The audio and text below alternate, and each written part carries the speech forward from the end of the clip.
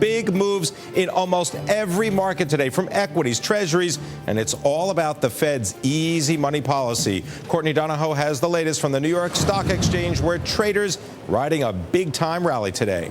Exactly. The Dow up 219 points, and this comes one day after the Fed announcing plans to buy $600 billion in treasuries to boost the economy, but also the ECB signaling it's likely to stick with its exit strategy and will decide for further steps next month. So the big story, the dollar, the potential lack of change from the ECB and the aggressive action from the Fed, putting continuing pressure on the dollar, and that pushing commodities to a two-year high.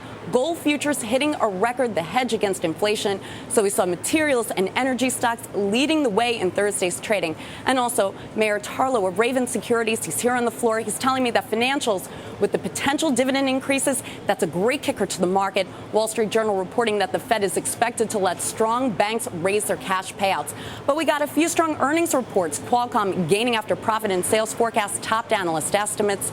The increasing popularity of smartphones benefiting the mobile chip maker. Big gain for Whole Foods, fourth quarter earnings doubling and the company raising its profit forecast. I also got to mention the retailers, those stocks moving higher today. Discounts bringing customers into the stores, sales increasing, but not as strong as what we saw in September. Some of the bright spots were the Gap, the Limited, Saks, and Neiman Marcus. But again, the main focus for everyone here on the floor, that's a government jobs report coming up tomorrow. Everyone's looking ahead to that, Pimm.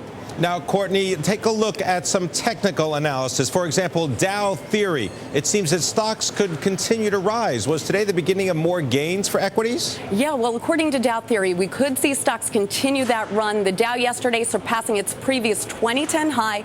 That was the April 26 closing high. That's a day after the Dow Transports achieved the same milestone, closing above its May high. Now, looking at Dow theory, gains by both the transports and the main benchmark beyond their most recent peaks confirm that stocks can continue to rally. That's a buy signal there, Pimm.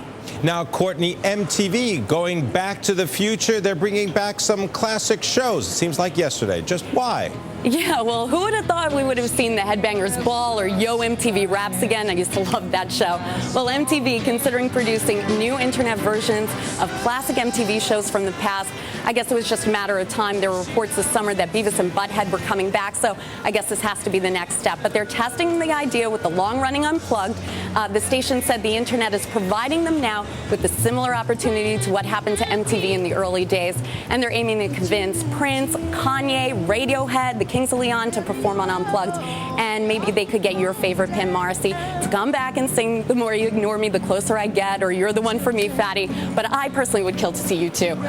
I thought you were going to tell me about the Kingston Trio. All right, I want to thank you very much. Courtney Donohoe reporting from the New York Stock Exchange.